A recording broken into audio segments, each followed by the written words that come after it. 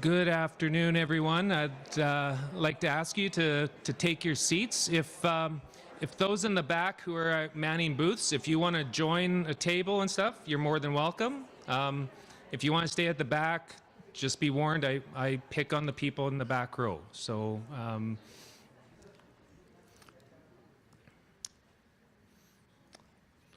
all right. Wow, that's just silent. It's like a school teacher and just wow. Thank you very much for coming. Hello, everyone, and thank you for joining us today for the first SHRF Virtual Care Research Expo. And this is part of our Realizing Value pilot project. And we're calling it a pilot project because this is the first time we're doing it, and we hope it's not the last. So that's one of those things that we do. My name is Patrick Goddencon. I'm the CEO for the Saskatchewan Health Research Foundation and representing you today. You ever get up to a mic and realize you didn't adjust the font large enough on your speaking notes? So bear with me on this one.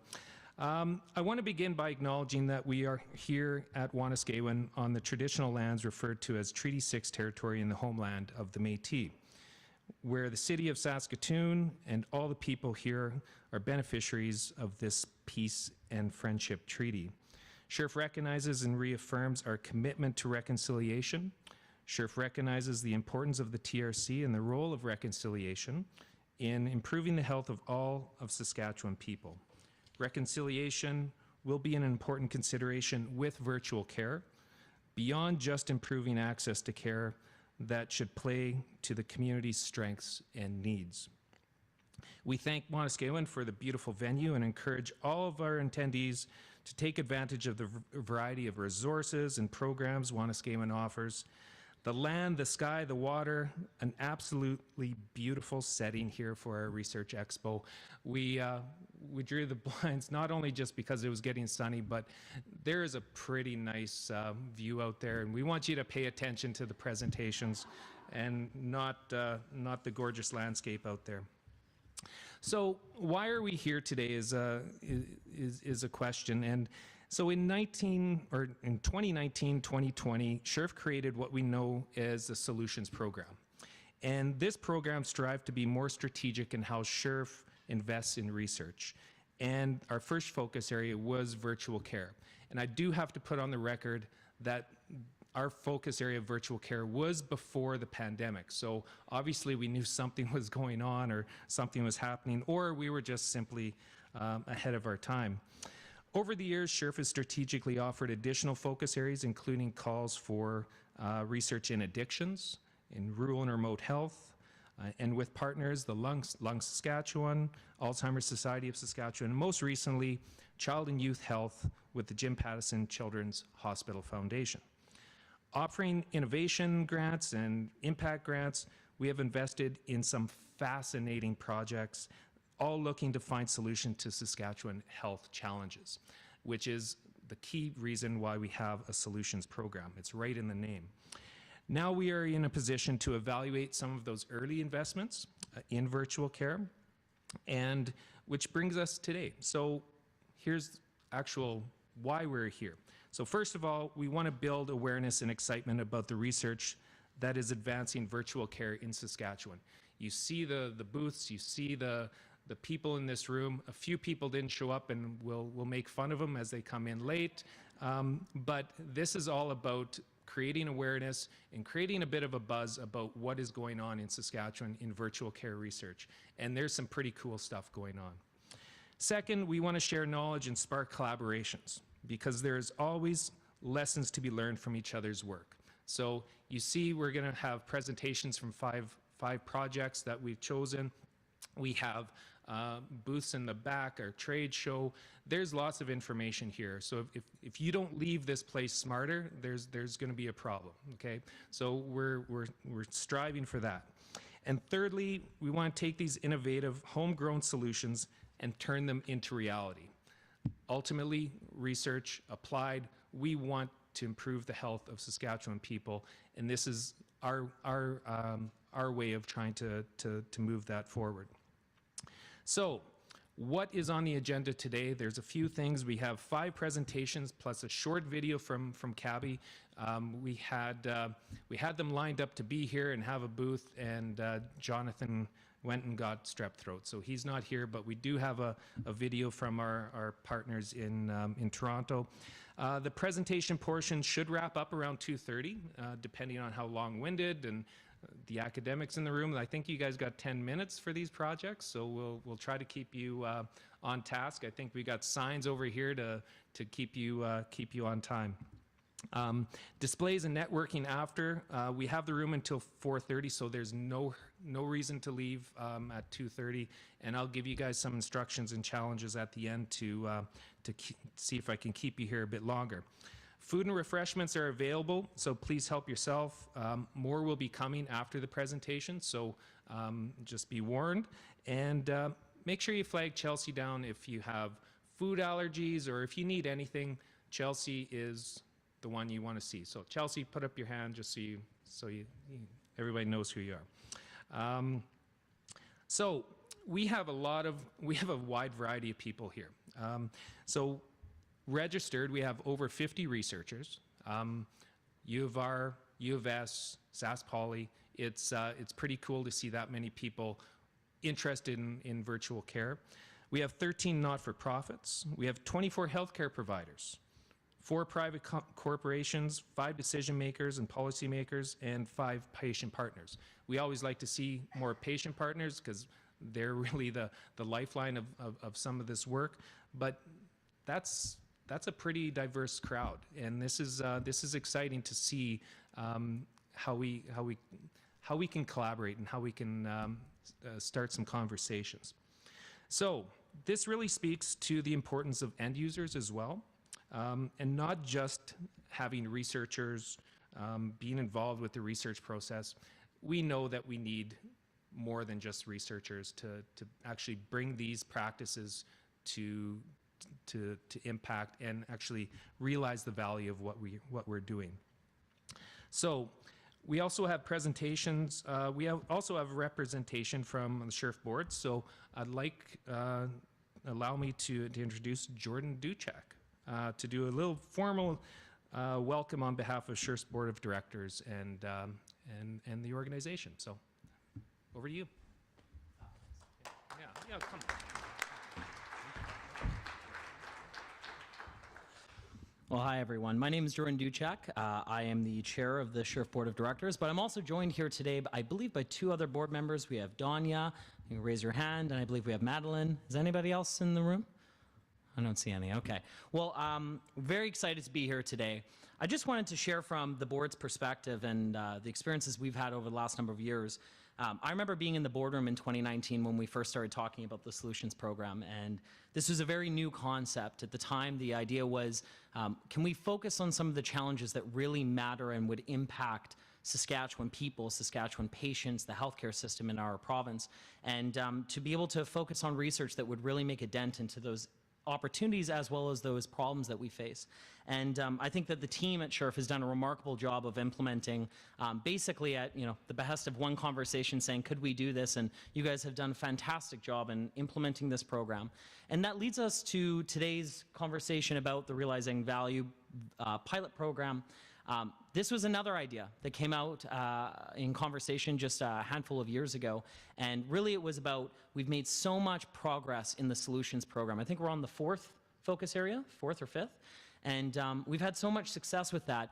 Could we take some of those research projects and endeavors and really take them to the next level, whether it be knowledge mobilization, whether it be implementation within the healthcare industry, or whether it be commercializing innovations that were developed through that research, and really be able to take that research to the next level.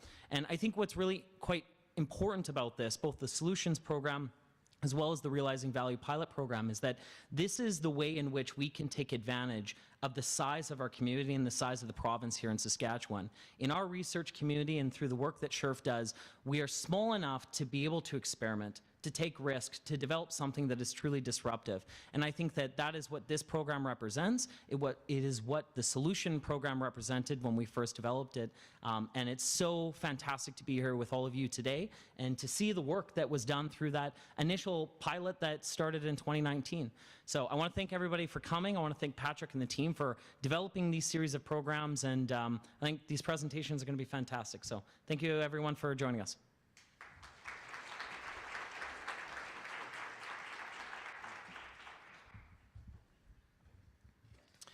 Thank you, Jordan. So a little bit more on where we're going here is one driver behind the solutions program is supporting research as it progresses through its pipeline. 5 years in, with the support of our board of directors and our government funder, Innovation Saskatchewan, we are looking for ways that SHRF can support promising solutions to be adopted and used widely so their value and benefits can be fully realized. To get started, this year we offered a pilot program opportunity to solutions projects addressing our first solutions focus area. How many times can I say solutions in one sentence? The focus area of virtual care, something called realizing value, and you'll hear a lot of that term. So to get started, this year we we invited eligible teams to submit an expression of interest explaining what evidence they have gathered so far and the support that they currently have from implementation partners, end users, and other stakeholders. We also asked teams to paint a picture of what it would look like for this solution to be adopted and used widely. We received interest from many exciting projects making important strides in virtual care solutions that will make a difference for the people of Saskatchewan. 5 teams presenting today were selected because they were well positioned presently to undertake the work to help turn promising solutions into reality, including addressing implementation challenges identified during their research, engaging with partners and stakeholders to guide future directions, demonstrating value, and adapting to meet the needs of different users and settings. So that's kind of why we're here. We have this solutions program. We got 5 projects that we want to share. We want to increase knowledge and awareness, and we want to collaborate. So essentially, that's why you're here. So without further ado, let's get into this. Just so you know, there won't be a formal period that you can ask questions of the presentations, but we do encourage you to use the networking portion of the afternoon to connect on anything. And once again, at the end, you'll have some instructions to see where we can take this.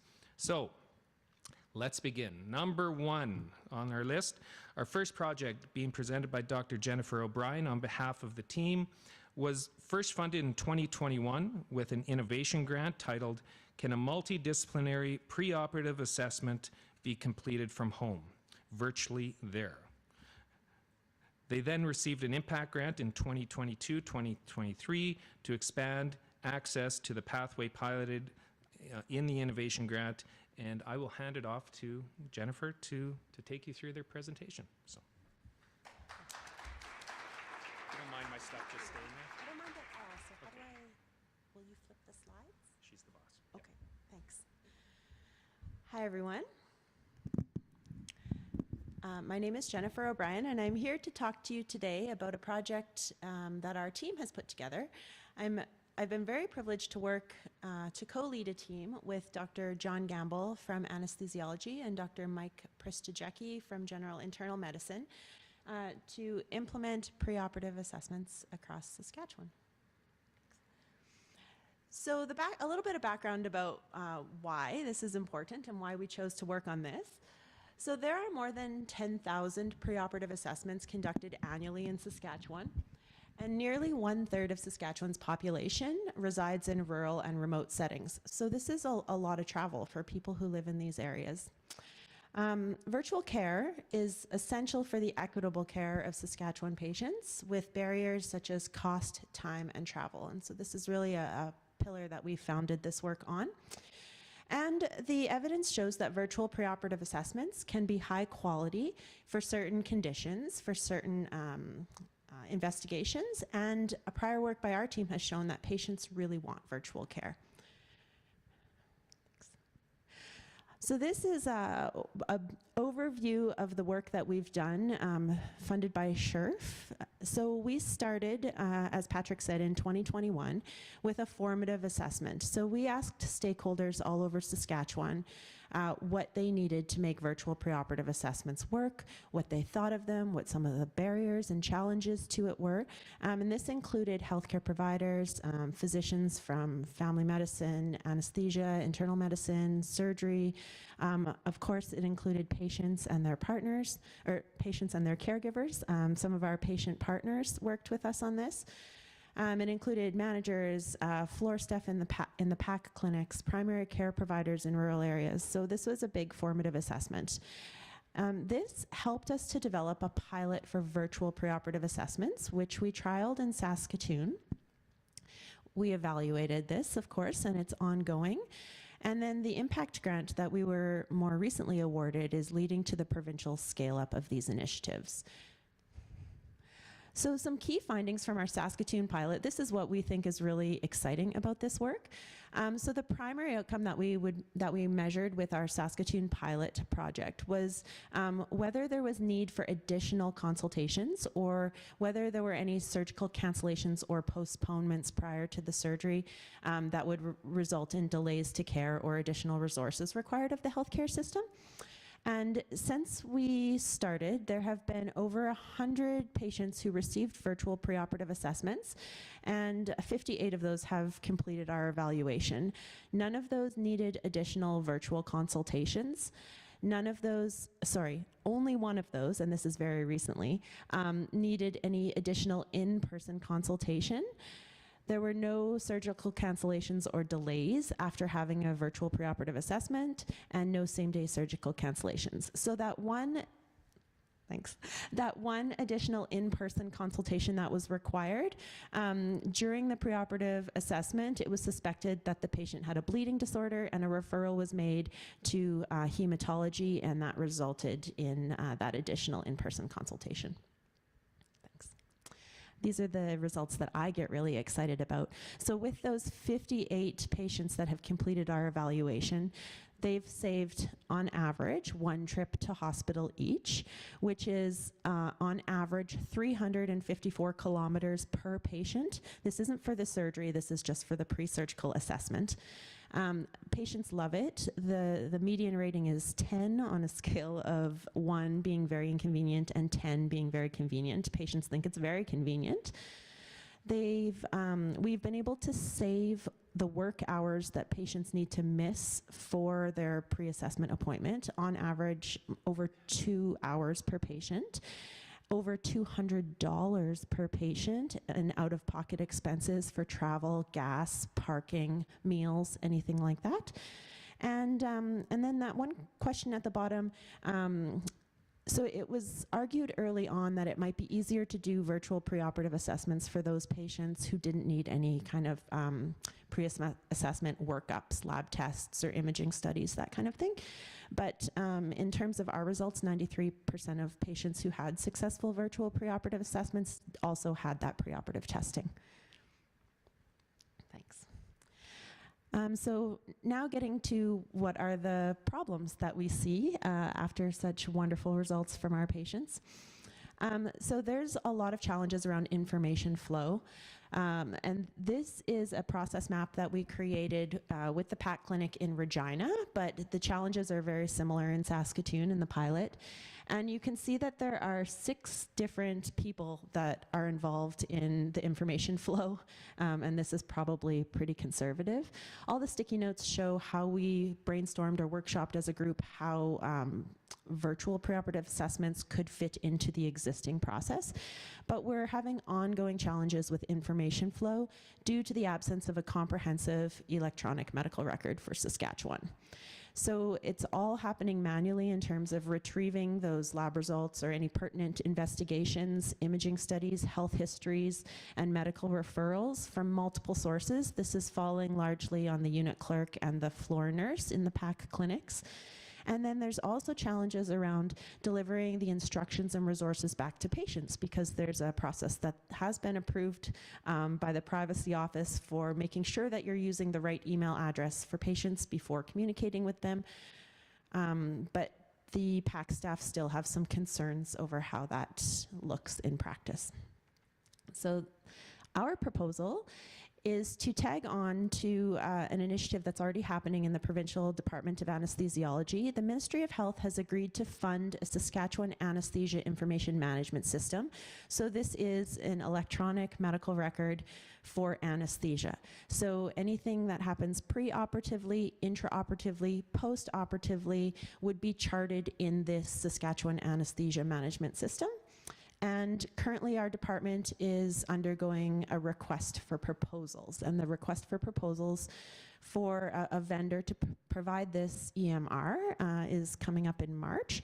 So the role of our research team is to collaborate with partners, that's coming on the next slide, to identify the essential features of a PAC bundle that would fit into this anesthesia management system that would overcome the challenges of workflow and information flow that we've identified through our work. We have a great, wonderful team of partners that we're working with. Apart from Dr. John Gamble and Dr. Mike Pristajecki, who are my co-leads on this project, we are collaborating with Dr. Mateen Razi, who's our provincial head in anesthesiology, Dr. Peter Hedlin, our clinician scientist, and Tim Rosser, an anesthesiologist from Regina.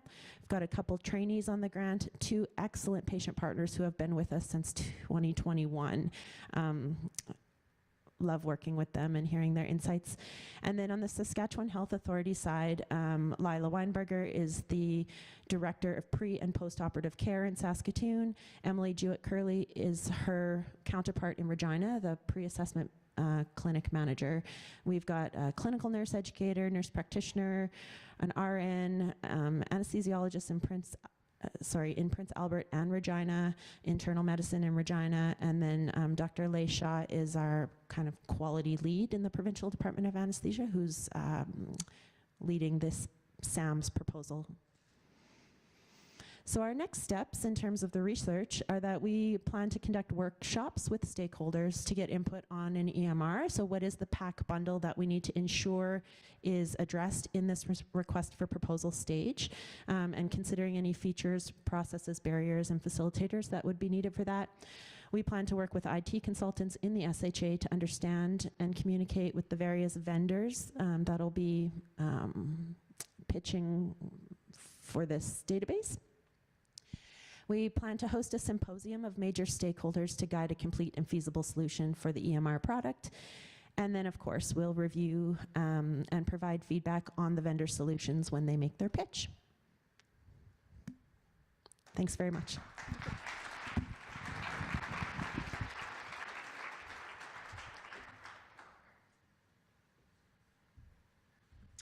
No pressure to the rest of you. She was on time. So I forgot to mention that I'm actually referred to as the blurb guy. I'm giving you the blurb of the project and moving on. So our second project is being presented by Dr. Shauna Davies and Ramona Kayabagu. They were first funded with an Align grant in 2022-23, working with the Saskatchewan College of Paramedics to start the conversations around the development and licensing of their VR module prototype, which they soon after turned into a successful solutions impact grant. So, over to you, Shauna.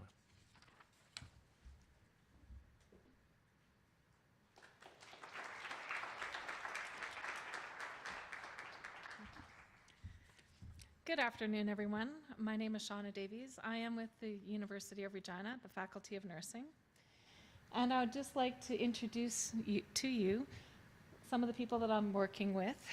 So from the University of Regina Faculty of Nursing, Dr. Jamie Mantesso. Now, I'm also working with Johnson Shriyama. Ramona Chabagu was not able to come today. Is Louis Robert here? Oh, there he is. So if you want to stand as well, Dr. Louis Robert. And then we also have Jen Williams from the Saskatchewan College of Paramedics. Oh, there we are. Excellent. And if we could just go to the next slide, please. So our project is building upon 2 research projects that we are already doing with the Saskatchewan College of Paramedics, in which what we have looked at is some virtual reality scenarios that they have created as to how effective are they at looking and assessing critical thinking, assessment skills, and does it really relate to what they're doing in the practice. And we've also held, or will be holding, a deliberative dialogue session in which we're looking at just the economic feasibility. How is this going to work? And so what we want to do is take what we are learning from these 2 projects and looking at adopting virtual reality in healthcare practice and education.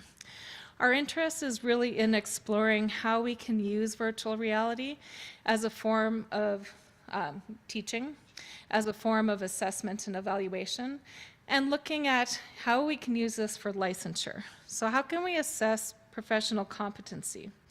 And so what we do is we want to bring together stakeholders from diverse populations such as education, healthcare, different regulatory bodies to come together and discuss their perspectives on these issues. So why are we doing this? Right now in our education programs, we basically are teaching students the same way that they have been taught for many years. We're bringing them into labs, they're writing exams, they write licensure exams, but these current methods can really be updated to the types of technologies that we have available today. So we can really modernize these. And so VR provides a controlled, risk-free environment that we can use to train healthcare providers, as well as assess their competency. And it's also important to make sure that these tools are recognized across our province, across the country, and even internationally as they continue to move forward. And so what we are doing with this is we want to bring together the regulators, employers, unions, practitioners, and education to really explore this integration of virtual reality into our programs. We will be using what we have developed and used with the Saskatchewan College of Paramedics as a use case to highlight what has been done and what can be done. We would like to take this opportunity during this deliberative dialogue to really identify the different barriers and opportunities that virtual reality holds for education, practice, right, and licensure, so that we can get insights on how this can really impact us moving forward, so that we can provide that safe, efficient, effective care. We want to make this as successful as possible. So some of the questions that we will be holding will be, what excites you about virtual technology? If it doesn't excite you, why not? What are the types of things that you're using that are really working well? And what are those kinds of things that may not be working as best to our advantage? So we want to know, what are people currently doing to assess this clinical competency? How much time does this take? How much does this cost? How much does this cost to the people coming in to our province? Do they have to write exams? Do they have to travel? Do they have to, right? So is there different costs that affect them coming here that might prevent them from coming to Saskatchewan to work?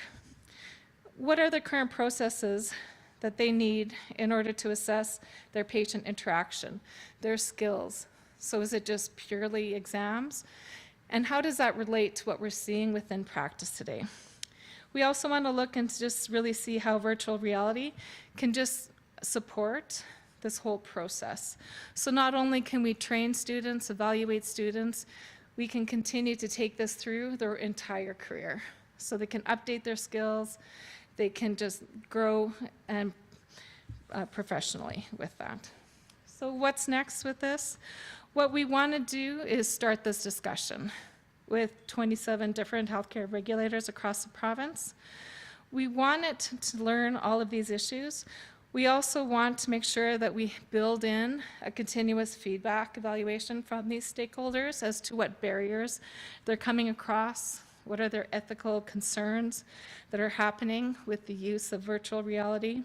Is there any kind of technical limitations? And that can be from its use throughout the province.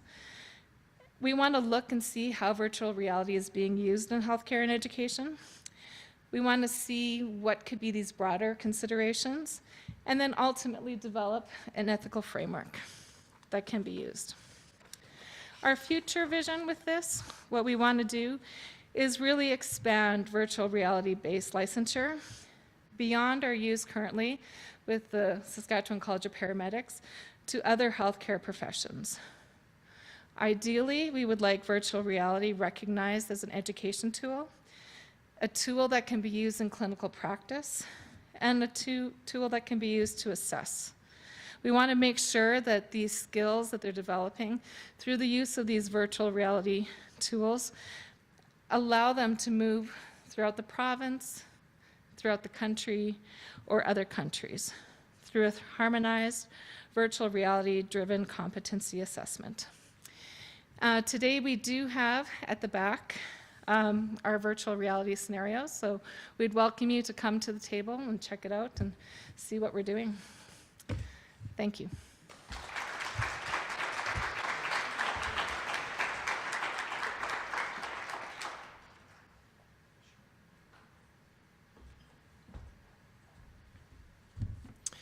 Thank you very much. The third project, presented by August Kortzman and Shoshana Green, was an innovation grant co-funded with the Alzheimer's Society of Saskatchewan in 2020-2021, titled Cultural Safe Caregiver Support Groups of Caregivers of Indigenous Peoples Living with Dementia. They have also worked with the Alzheimer's Society at a national level and individual communities to co-design the support groups, which they will talk about in more detail now.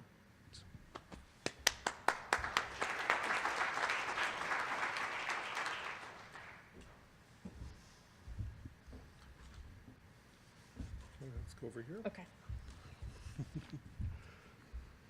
I don't think we expected this podium to be so small.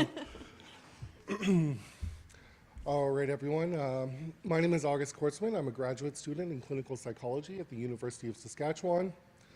I'm also a research officer in Dr. Megan O'Connell's lab. She's not able to be here today, so we are going to be presenting. Yep, I'm Shoshana Green. I'm Megan O'Connell's research coordinator, and the project that we'd like to talk to you about is culturally safer caregiver support groups for Indigenous people living with dementia. As has already been mentioned, we're on Treaty 6 territory and the homeland of the Métis, and the project that we worked on took place on Treaty 4 territory with people virtually being present from Treaty 6 as well. We have a lot of funders that made this work possible.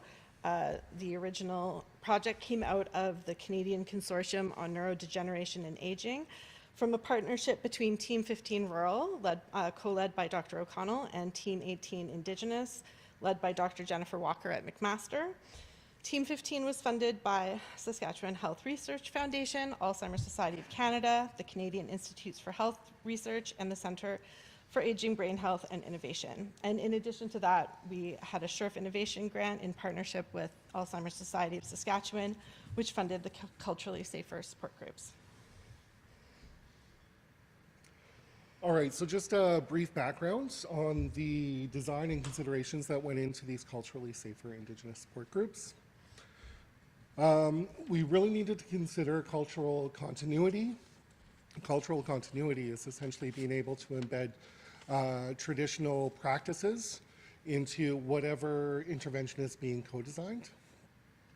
And it's really important because it is actually a determinant of health for Indigenous persons.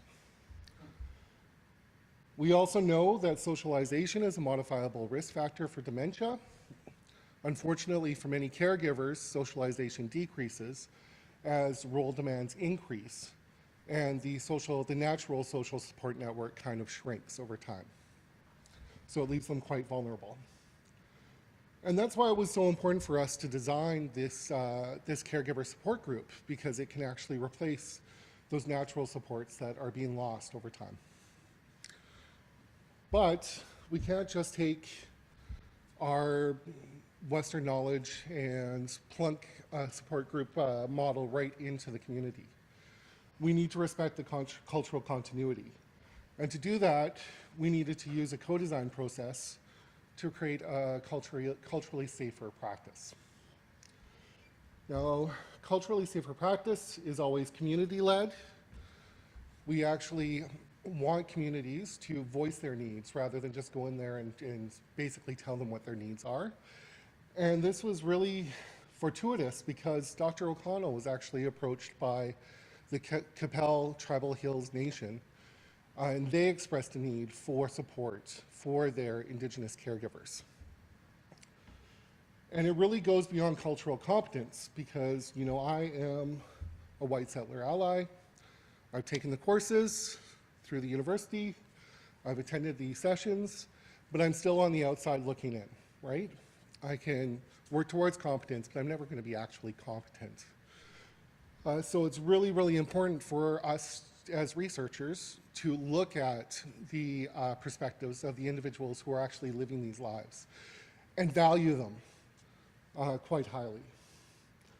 And parallel to that, it's really important to consider that we don't actually decide whether or not the final product is culturally safe. That is decided by the people who are co-designing, the people with that lived experience.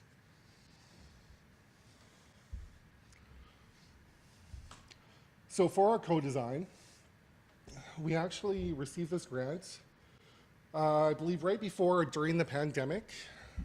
So we knew that we had to do something that was virtual, and this was a perfect fit. There were a lot of considerations though. First of all, we needed to understand the needs of the communities that we were going to be designing these support groups for, the support group for. What were the technological needs? What were the preferences of the people with lived experience? Things like that. We do know from research that technology can benefit Indigenous older adults, but again, it has to be embedded in the co-design. We actually have to take their preference. We can't just be like, here's a computer, here's some internet access, there you go, right? What works for them, what would they prefer, that sort of thing. So through the co-design, which was meeting for many months as a steering committee, it was decided that iPads would be used. And we originally thought maybe a MiFi, but then we decided on cellular subscription. The monthly meetings were set for about an hour and a half, and they were generally emotion focused. So people could speak with each other, share their feelings, get some normalcy around the caregiving process and the positive and negative feelings that come out of it. We'd always started with a prayer and ended with a prayer. Again, that's the part of the cultural continuity. And there was no set agenda unless requested. If someone did want something psychoeducational, then that would be added to the next month's agenda. An evaluation was completed after we disbanded the support group and we interviewed the participants. A couple of interesting findings came from that. One was that we did hear a lot about the lack of supports that they had locally and that there was nothing available to support caregivers on reserve. We also heard about the importance of having a group setting where people were coming together with like experiences and could support and validate each other. But we did run into problems with sustainability. So there were a couple of main barriers to sustainability. One was that because we provided the technology and there was no obvious source of continuing to provide technology, we didn't have anywhere to get more tablets and continue to provide cellular subscriptions. Also at the time, we did not have a partnership that would take over leading the support groups, as Dr. O'Connell was not able to lead them indefinitely. However, what we are proposing now is to move forward with a focus on developing a sustainable model. The provision of technology is still a question, but we have cleared one hurdle through our ongoing partnership with the Alzheimer's Society of Saskatchewan, and we now have an opportunity to help them build capacity to carry out this work. And yeah, it was through discussions with the Alzheimer's Society of Saskatchewan that we just found this kind of, it was perfect timing, really. They were mentioning that they are recently moving towards addressing gaps in their service provision with their support groups for equity deserving groups. And they intend to embed culturally sensitive programming into their support groups over the next 3 years. Well, we can take the lessons learned from this previous project and adapt it into a type of training module or a training framework to have support groups designed for these equity deserving groups in communities that express need. And as it turns out, there are 3 communities that the Alzheimer's Society of Saskatchewan have reported have already expressed need for Indigenous, culturally safer Indigenous support groups. And that is Île Crosse, La Ronge, and Meadow Lake, all northern communities that definitely deserve more support. So as a first step, we will be we plan on working with the Alzheimer's Society of Saskatchewan to set up steering groups with members of the community there so that we can, again, keep it community focused.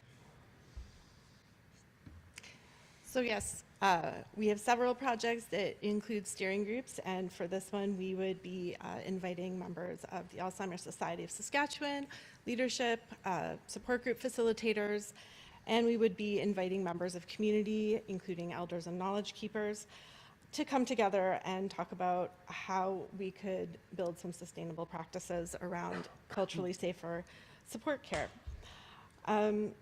We would also be creating training materials to support education moving forward. And this would involve paying honoraria and release time for personnel from our partner organizations. We would also need funding to provide ICT and broadband wireless internet so that steering committee members from northern communities would be able to join virtually. So thank you very much for listening, and we will be around later to answer questions. Thank you so much.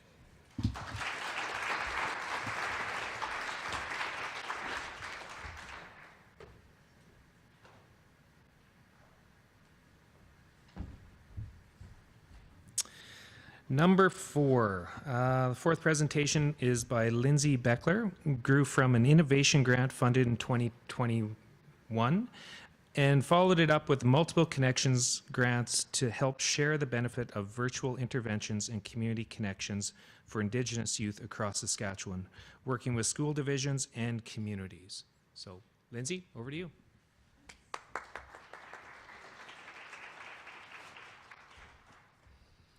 Thank you. I'll even put my own timer up here because I'm that academic that could talk about this all day because I get all excited. So really looking forward to the opportunity to share a little bit about what we're calling is the Vicky Initiative, so virtual interventions and community connections for Indigenous youth.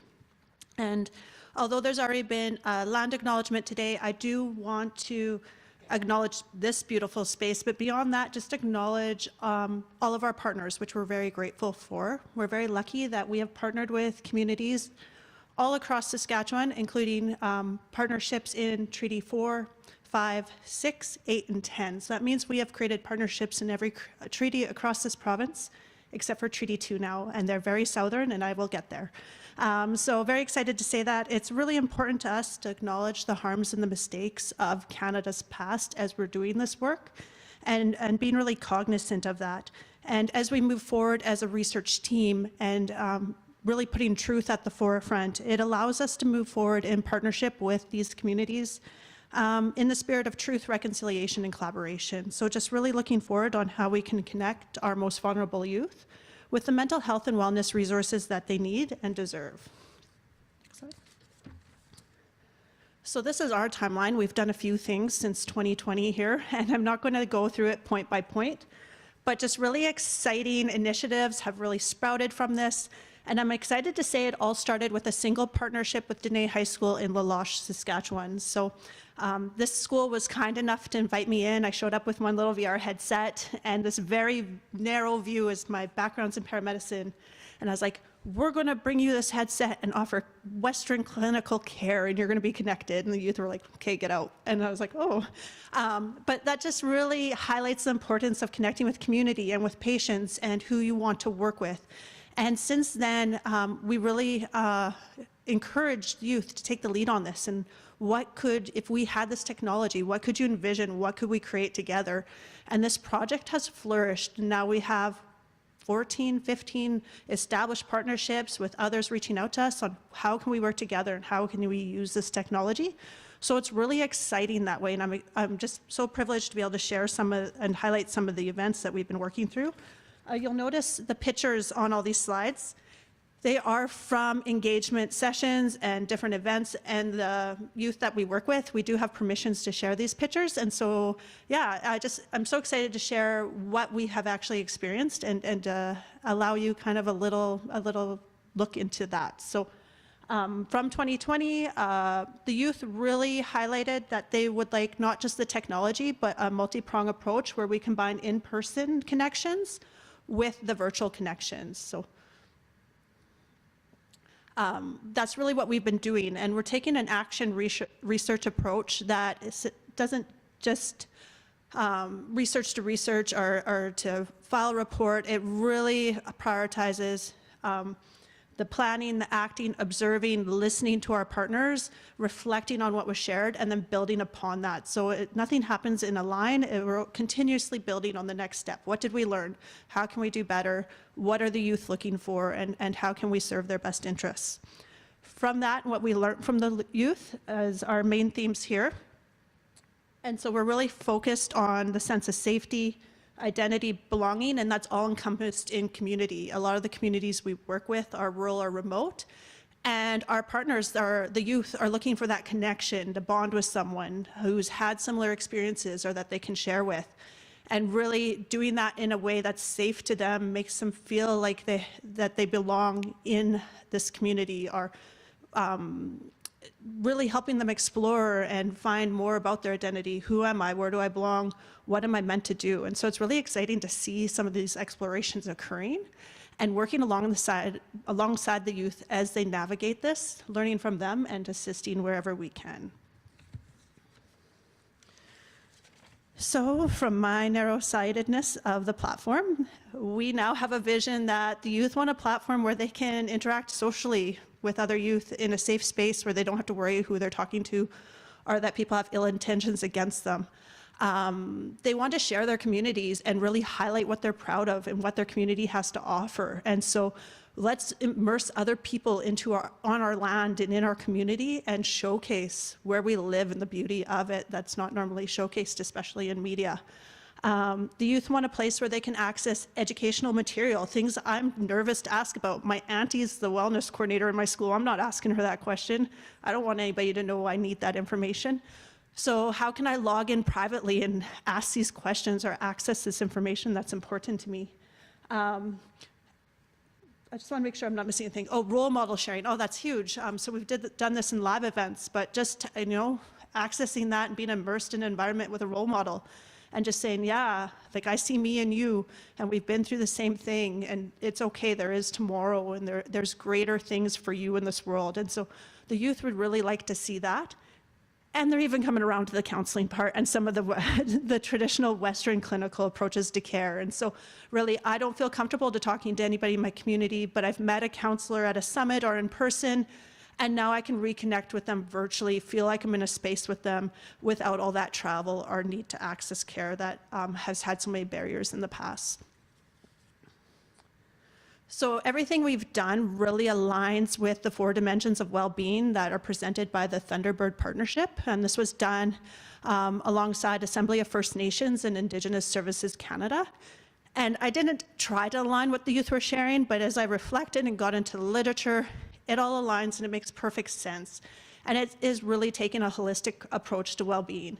If you ask the youth and you go to the school and you're like, come, let's do mental health research and figure out what's wrong, you don't get much, but it's like, hey, let's explore this technology and see how we can use it to support living our best lives together or share what we're proud of.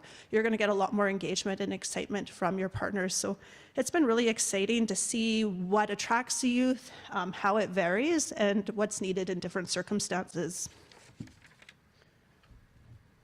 So some of the activities we've done, last year we hosted our first Provincial Youth Wellness Summit. This is where we had 68 youth from grade 9s to 12, all in the same building. So many of you here actually volunteered and helped at that event, so thank you, because it was super fun. But I think I needed about 2 months to recoup after. But what we did is we gave the students 10 options of what they could engage with, 10 different workshops. And it's like, what do you want to learn about? What will make you feel better? What do you think would be a good resource to help you cope on some of those difficult days? And then they got to attend their 3 top-rated workshops. So they really self-directed of what was interesting to them. And then we also captured recordings from each of those sessions and created a library of virtual content and gifted headsets with that library on it back to each community that attended. So the youth, when they went home, they're like having a hard day, or they forget it. I remember so-and-so told me something that seemed helpful and I can't remember. They can put that headset on, be in a room with that person again, and watch the recording or be part of it again, and just reconnect and reset, and just an ongoing support.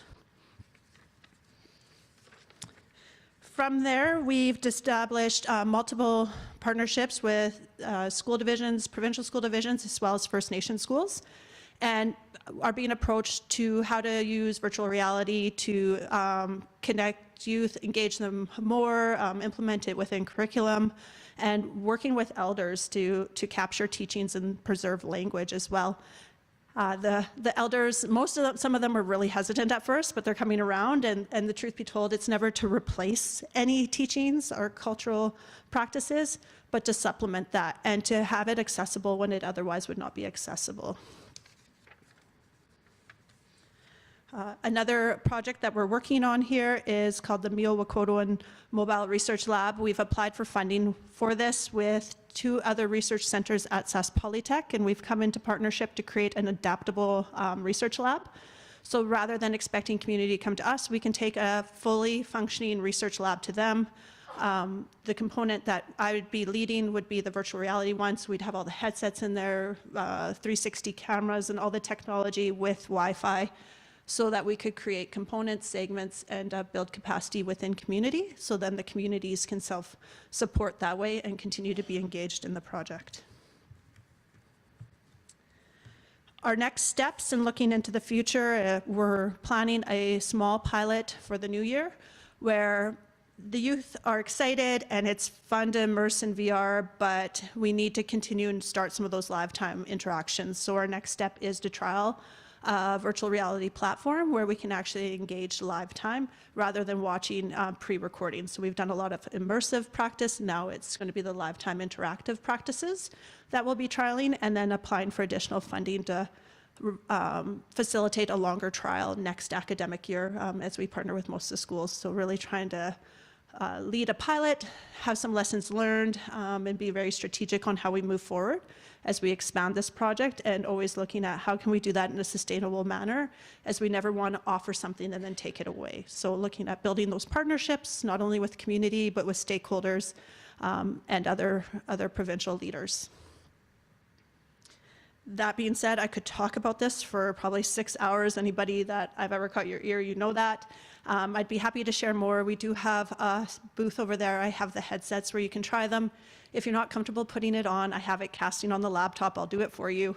But it's really fun once you get in there, and it's always fun to watch people's faces when they're immersed in virtual reality for their first time. So please do join us. You can scan this QR code to sign up for our newsletter, just to keep apprised of what we've been up to. And thank you very much for your time.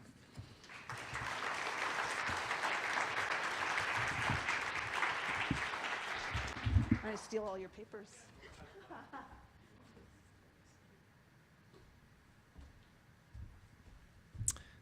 Thank you very much, Lindsay. Our final project presentation is by Dr. Ivor Mendez, Stacy Lovo, and Scott Adams. Builds on multiple SHRF-funded grants, from a solutions innovation to an establishment to a mobilize. that have worked to enhance, evaluate, and develop standards for remote presence services in Saskatchewan. Their program of research led to the development of the Virtual Health Hub in partnership with the Whitecap Dakota Nation, which will be the first Indigenous-led virtual healthcare system to serve the needs of numerous Saskatchewan communities. So, over to you.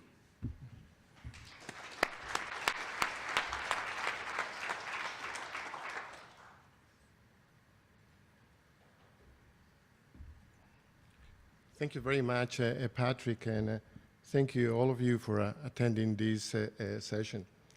This is really an exciting project, and I have devoted my full-time attention to this project. And maybe in the next 10 minutes, I can show you and maybe open a window into the future of virtual healthcare. So I want to, first of all, acknowledge the leadership of great scientists such as Dr. Stacy Lobo-Grono and Dr. Scott Adams, who have been really crucial in the development of the Virtual Health Hub. And next, please. And again, I just want to acknowledge the tremendous support from the SHRF over the years that really led to bring in the scientific evidence to build a concept of a virtual health hub, which we hope it will be a model for the delivery of virtual healthcare in the future. Next. So over the past 10 years, we've been working on understanding how virtual healthcare technology can be used to deliver care to underserved areas. And as you know, our Indigenous population that live in remote areas are really populations that have the least and need the most. So our efforts have always been as a priority to serve those populations. And as you can see here, there's a number of different machines and systems that over these past 10 years we have used to understand this value of virtual healthcare technology. Systems from autonomous robotic systems, portable systems, robotic ultrasonography, systems that can be deployed in the home of the patients, or systems that can be deployed in a remote nursing station. Next.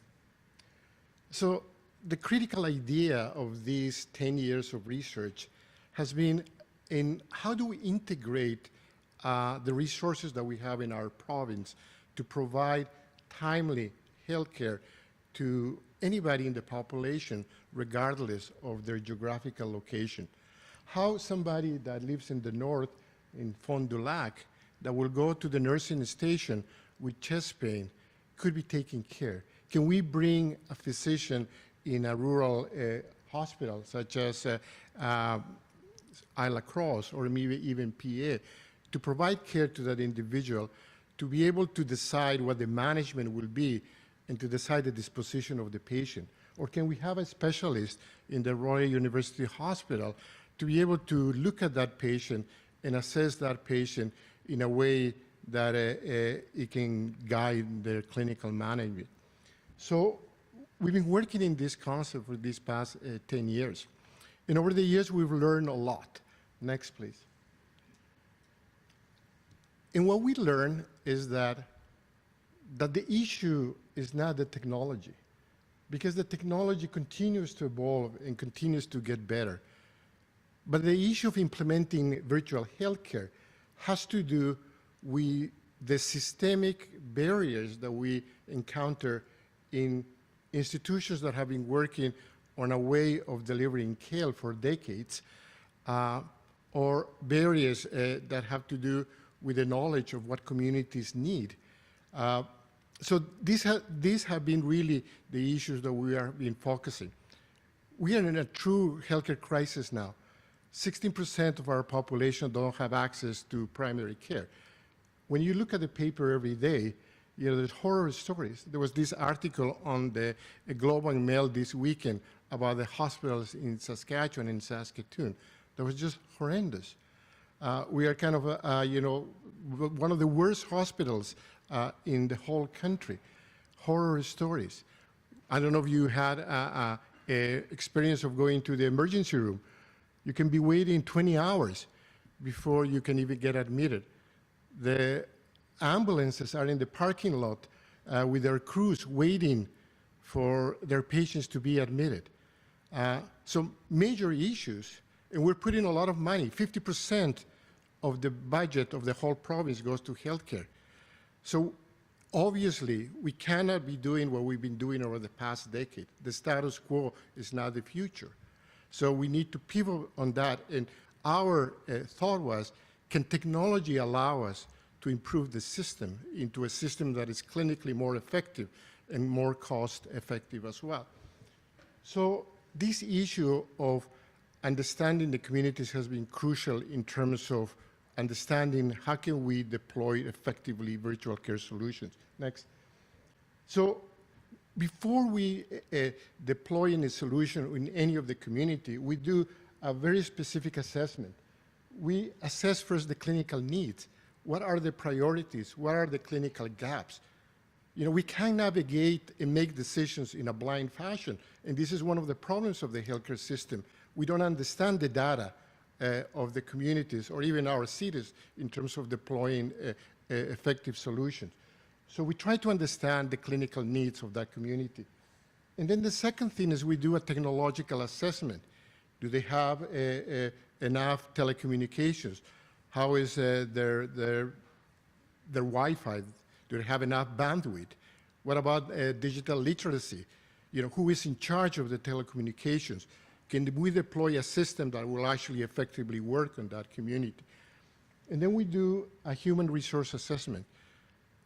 Who are there? Do they have physicians? Do they have nurses? Who is in charge? Who is responsible for that?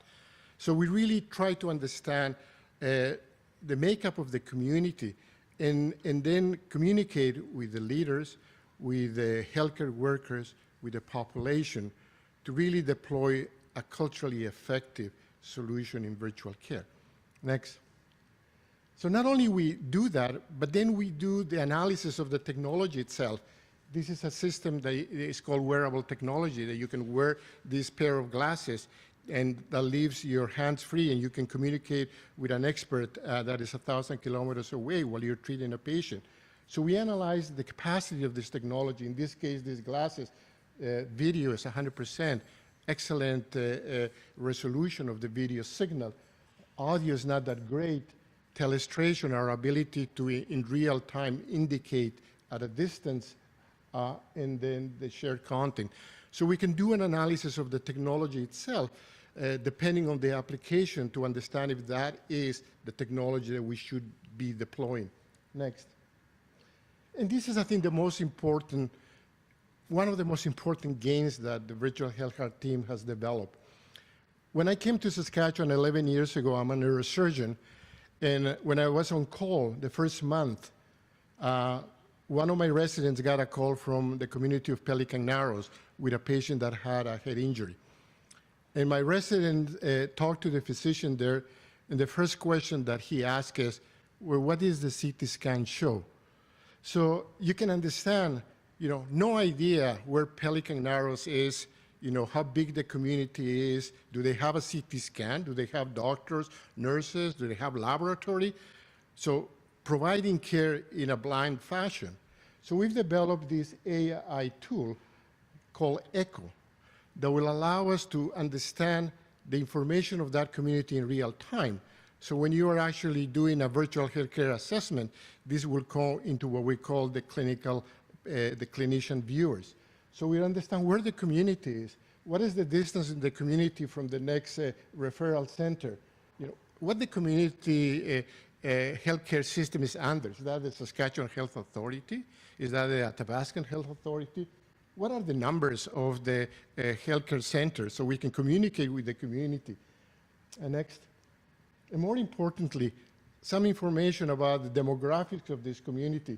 In this community of Wollaston Lake, 42% of the population is under the age of 20.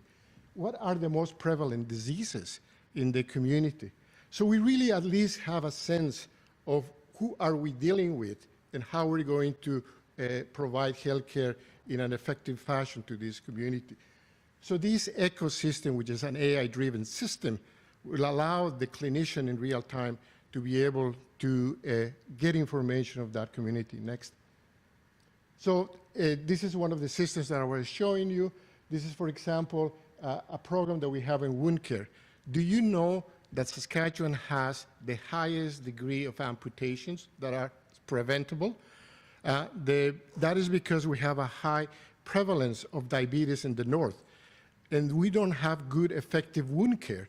So patients actually get worse and worse to the point that they need an amputation of their legs. So we're employing this system, the wearable device, where we can have a vascular surgeon here in Saskatchewan directing the wound care nurses in a northern community, and this is what's called telestration. Next one. But the issue is not this issue of deploying the system, but what we have constructed are clinical pathways. What is the pathway? How do you enter the system? What are the steps that you follow? And in this case, this is a hybrid pathway that combines in-person care with virtual care. These are the pathways that we need to implement any technology because, as I said, it is the logistics, it is the system, it is the organization behind that is really the important aspect of the deployment successfully of technologies. Next. The other example of another program that has been very successful has been telerobotic ultrasonography.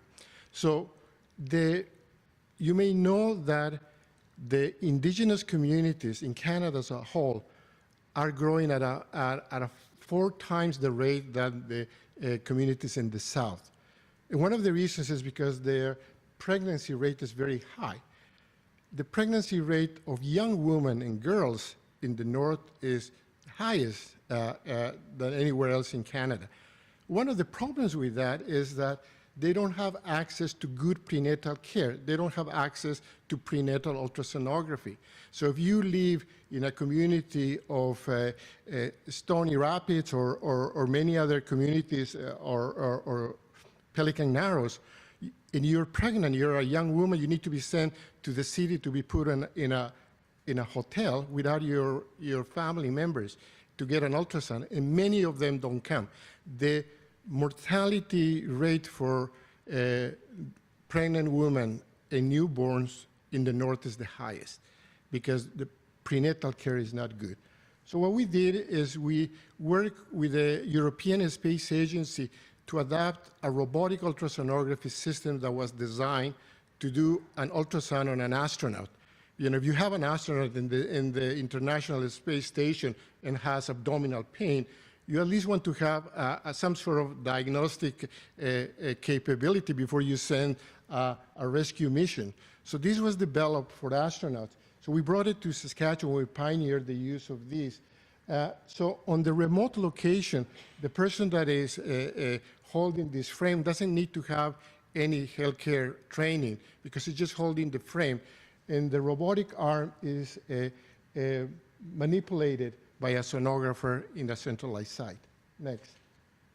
So we have now 5 deployments in Saskatchewan, 4 in the north and 1 in Gravelburg, and we are going to deploy the 6th system in the Community Stanley Mission. We have the largest experience and expertise in robotic ultrasonography in the world. We've done more than 1,000 ultrasounds. And interestingly enough, the demographics matter. 75% of the ultrasounds in the north are prenatal ultrasounds, while 75% of the ultrasounds that we do in Gravelburg are abdominal ultrasounds for kidney, gallbladder, and so forth. Totally different demographics. We published more than 20 peer-reviewed papers on this, and we have great satisfaction, not only from the patients, but also from the healthcare workers. When I came to Saskatchewan again 10 years ago, my colleagues said that virtual care will never going to work with indigenous populations because indigenous people wanted to come to the city to shop and go to the movies. It turned out to be a myth because indigenous people want to have timely health care in their own communities. They value their family. They want their family to be together. So there's been a very successful program. Next. So again, this is the clinical pathway for robotic ultrasonography in our program. Next. Dr. Stacy Loby-Grono has been a pioneer in virtual care rehabilitation. She has developed this unique program of virtual care rehabilitation using our remote presence robotic systems. One of our systems is here with SAS Polytech, who is a partner in our program. But the key issue has not been just the deployment of this technology. She has done it in a culturally safe way, making the program a part of what the indigenous communities that she is working want to. And that is, again, really a guiding factor in terms of how we deploy technology. It has to be culturally safe for the populations that we work. Next. So after these 10 years of work in virtual healthcare, we came to the conclusion that a centralized virtual health hub may be a model for the future. A virtual health hub that can provide remote patient monitoring and postoperative care, remote clinical assessment, emergency triage, remote mental health care, remote pharmacy and physiotherapy, and remote diagnostic unit. So this is where the idea of the virtual health hub came to fruition. Next. And this is the virtual health hub. This is the purposely designed building for virtual healthcare. It's a unique facility. It's the only one unique in the country. And it has been fully funded by the government of Canada as well as the government of Saskatchewan. It is being built at Whitecap, Dakota Nation. It's an indigenous-led project that will utilize state-of-the-art technology to provide care to indigenous communities. It has been designed in a culturally sensitive fashion. As you can see, the roof resembles a chief headdress. Next. The core of this facility is going to be this command center. That is a NASA type of command center that will allow us to bring information from several sources: the electronic medical record, devices that we deploy, census of the hospitals, and so forth. Jennifer was talking about the electronic medical record. So this has been a crucial issue in terms of how we will work with the rest of the systems. And we made a breakthrough with eHealth, where we're actually working in the interoperability of the two systems are available in Saskatchewan with the mainstream system of the Saskatchewan Health Authority. So Jennifer, that is absolutely crucial in terms of how the hub will work. Next. So the way it will work, and just to give you an example, let's say that you're a patient that arrives to a northern community with chest pain. So you will be called the triage desk of the hub, and the hub then will bring your case to one of the clinicians. So what we will be able to do is to do an initial comprehensive assessment of that patient with chest pain. It will be the same things that you will have if you go to the RUH emergency with chest pain. They will do an initial assessment that will include chest x-ray, 12-lead electrocardiogram, cardiac enzymes, blood work. We can see, we can also listen to your heart, listen to your chest. We can bring a cardiologist to do that. And the whole reason is to be able to have the clinician comfortable enough to make a clinical decision of treating that patient in their own community or triaging that patient to a tertiary care center. The real innovation, though, of this hub and the command center will be that we will have the census of all the hospitals in the province, including the services that they provide. So we may not send you to the closest hospital, but we may send you to the hospital that actually has the beds and the service to provide you. So instead of, if you're in the north, instead of sending you to PA or Saskatoon, we may send you to Moose Jaw or Swift Current, where you'll be able to actually be admitted and be able to have your investigations and treatment. The other innovation of this is that we will be able to follow you up after you are discharged. So we will decrease the rate of readmission rate. that we have, so we can understand, what the complications are, and we can follow you up. Next. One of the projects that, as another example of one of the projects that I see is going to have a huge impact, has been led by Dr. Scott Adams, who received, as part of our group, a $1.3 million of funding from the CIHR to build this mobile unit that will contain CT scan, ultrasonography, and X-ray. One of the problems that we have in our remote and rural communities is that we don't have access to high-level diagnostic imaging, and you have to wait, a year to get your MRI, and of course that influences the outcome of the patient. Next. Just wait for a second. Just go back to that one. But the real innovation is not actually putting these machines on a truck. It is that the technicians that will be operating these machines next will be in the virtual health hub in our remote imaging diagnostic unit. We have all the technology for these technologies to actually go and operate these machines. So you don't have to send technologies with a truck. So the question is then, so who's in the truck to help? Next. And I think this is a major pillar of the hub. So we are training the virtual healthcare technologies of the future. I moved my offices from the University of Saskatchewan to the Saskatchewan Indian Institute of Technology because I felt that the training of these individuals is a crucial aspect of the hub.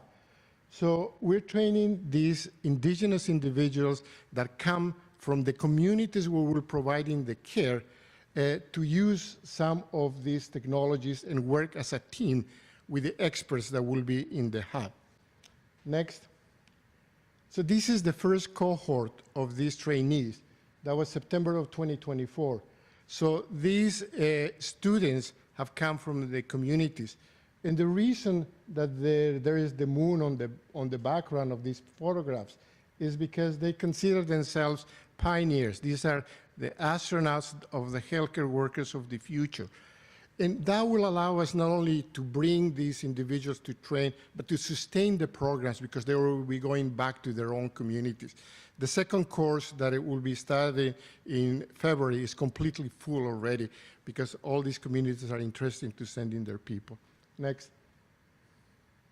So the idea then is that we will be working in teams where we will be able to take care of you at your home, in the clinic, in the home hospital, and we'll have all these individuals that will be working with the experts or the clinicians using this technology.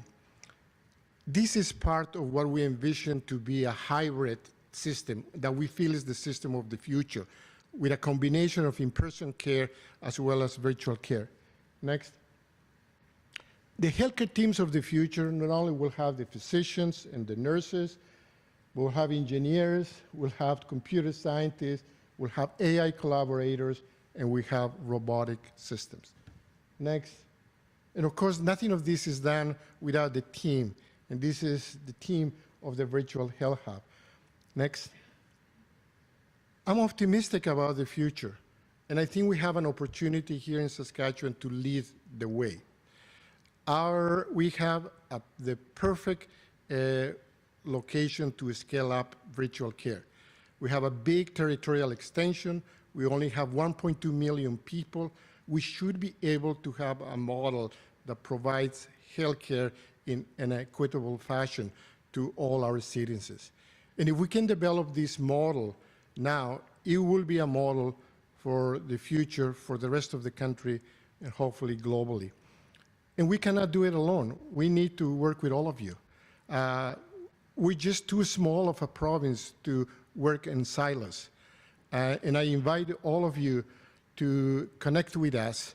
I feel this is one of the most exciting projects in healthcare in Canada. And I hope that Saskatchewan continues to be a leader on this. Thank you so much.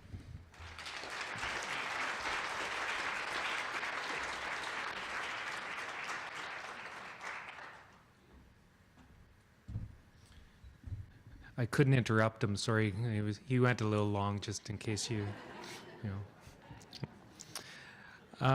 Thank you to all 5 projects.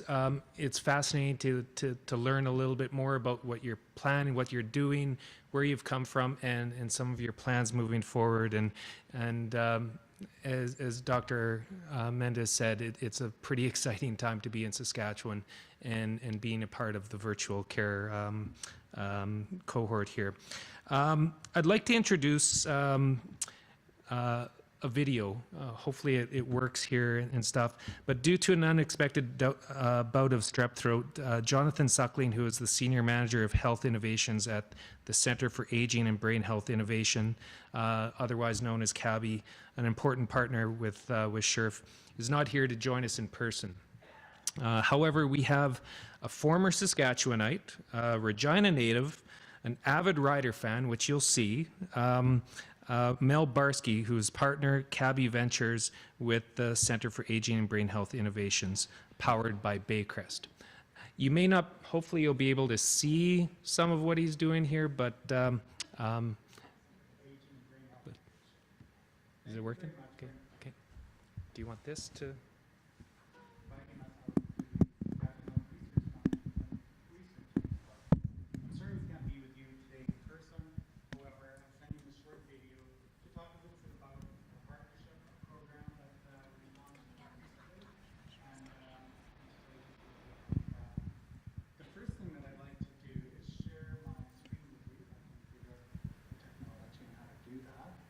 Here we go. And the first thing next that I'd like to do is to unveil the new SHRF logo. So here's the current one. And after the massive innovation here, I thought this would be a great new SHRF logo, especially for this week, in honor of the Saskatchewan Rough Riders getting into the playoffs and hosting a playoff game this Saturday. And hopefully they will win 3 more and a Grey Cup this year. To talk a little bit more about CAB, our mission statement is as follows on the screen: that we envision a world in which people thrive in the setting of their choice, maintaining their cognitive, emotional, physical well-being, and independence for as long as possible. The way we do this is through offering a number of innovation programs to help new innovation move through what we call our innovation pipeline. From early stages such as research and development, to validate and refine those innovations, and then to help them implement, scale, and get to market and into the hands of those who need them most. We offer a number of programs to do that. Today, I'm going to be focusing on the Ignite programs that just launched this week. It's a non-dilutive funding instrument for helping to develop and validate early-stage innovation from both research and industry. Applications are open now until December 2nd. Other programs that we offer throughout the year are MC², Mentorship Capital and Continuation, and our Discover and Adopt program. Throughout the year, we offer a number of acceleration services, including our LEAP program for validation and end-user engagement. CABI has done a number of programs over the past almost decade and creating a number of impacts we think into the health ecosystem. You can read about them more at cabi.com, but to date, here's a sample of some of the things that we have done, launching over 500 programs and funding over $200 million in the past decade. We've worked very closely with SHRF over the years.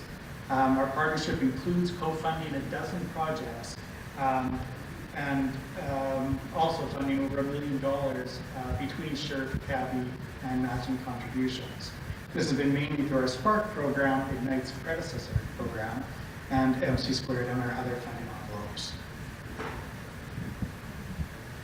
To drill down a little bit more on the Ignite program, we'll be offering between $50,000 and $150,000 in funding, along with acceleration services to drive early-stage innovation.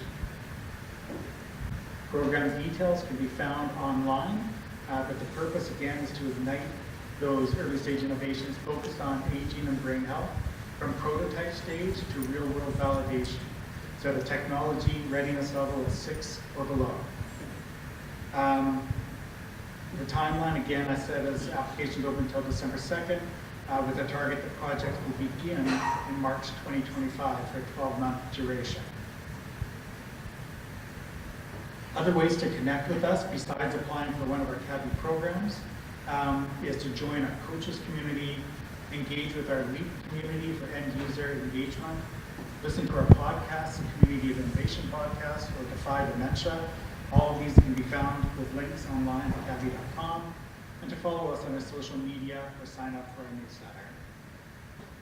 Those who are interested to co-invest alongside us, please contact me later. And finally, just our social media handles and our website again, cabi.com, where you can find one of our annual reports, which is really a storybook talking about many of the projects that we have worked on this past year. So thank you very much again for inviting me to be here today. I wish you a successful event and most importantly, a very successful win for the riders this weekend and a couple games after that. Have a great day, everybody. Bye-bye.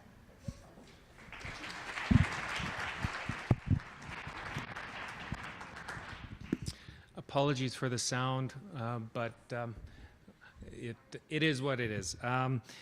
Yeah, CABI is they've been a long-standing partner of ours, and for obvious reasons, they love the riders, and I'm not sure if we'll get our new logo past the trademark lawyers or anything like that, but anyway.